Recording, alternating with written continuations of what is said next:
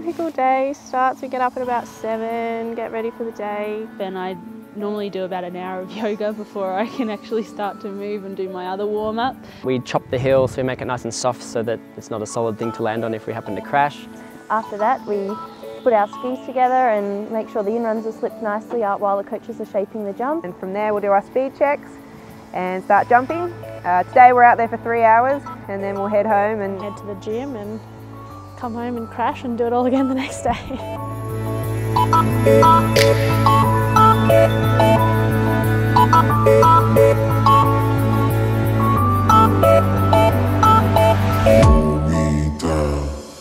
Let's just stay here.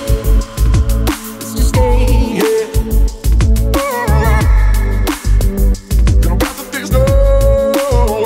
For people doing singles, they come in like 45 kilometers an hour into the single kicker. The double, anywhere between like 55, 57, and then the triples anywhere between like 62 to sort of 67 range kilometers an hour. So it's quite fast, and that depends on the wind conditions and stuff too. So sometimes if we come in at like 70 kilometers an hour, we did that in China. It feels very fast coming in. And on the triple, you know, personally for me, I try and do like really nice big jumps, and they can get anywhere between 15 to 20 meters up in the air. So they're quite high up, and some people say, you know, how can you deal with being so high? And I guess it's easy when you're up there, because you're up there and you're like, well, now I'm up here, I can't do anything about it, so you just have to deal with it.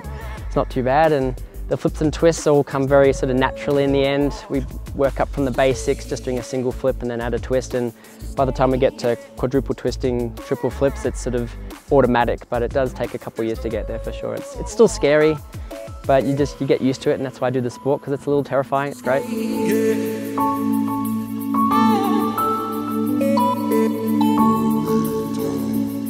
Let's just stay here. Let's just stay here.